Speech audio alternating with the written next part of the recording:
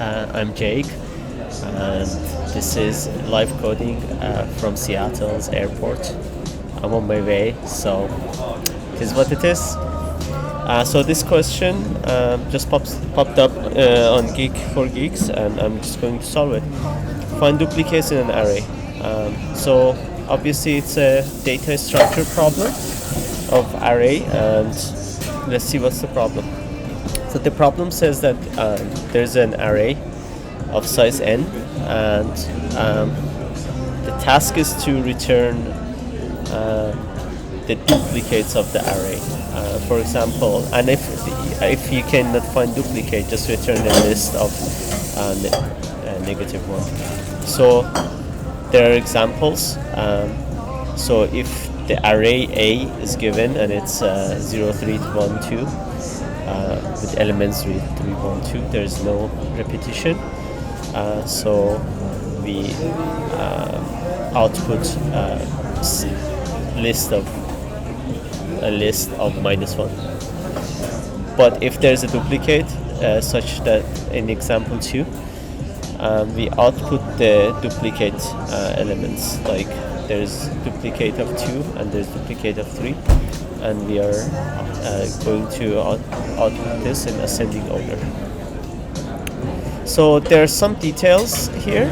I will share the link to Geek for Geeks puzzle, and the expected time complexity is ON, and the expected auxiliary space is also ON. Obviously, you can solve this in ON2 by brute force search, but we want to be more efficient.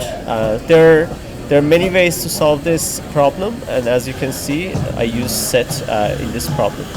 Let's start from the beginning. So an array is given, the size is n, and we want to output the basically duplicates. For this problem, I can use dictionary, or I can use set.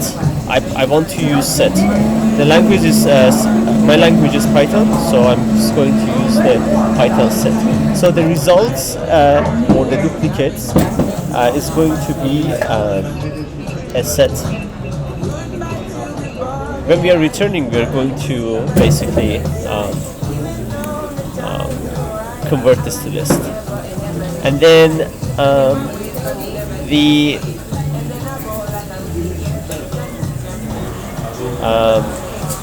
also want an empty set, a temporary empty set to store the elements of array and find out if there's duplicate or not.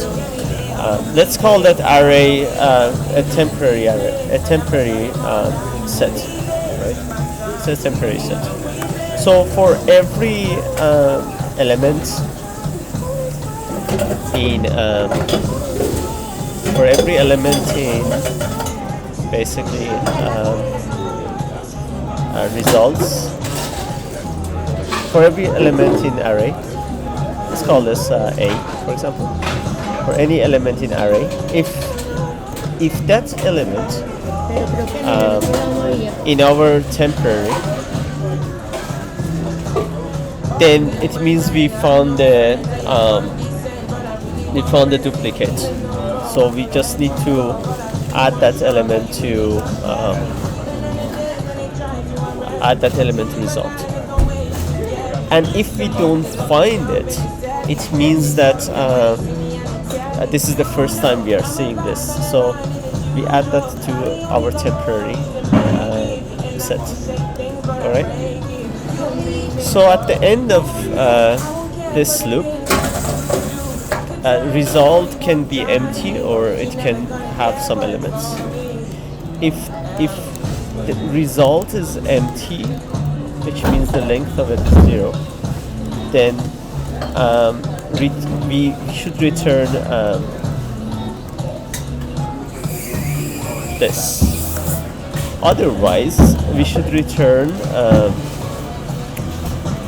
sorted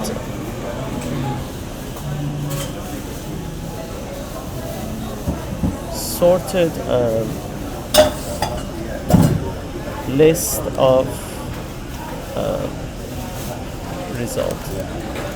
So let's compile and run this and see if it doesn't have any bug or error. Seems like it's working. Let's submit and pray that's gonna work. Oh my god, yes it did. Awesome.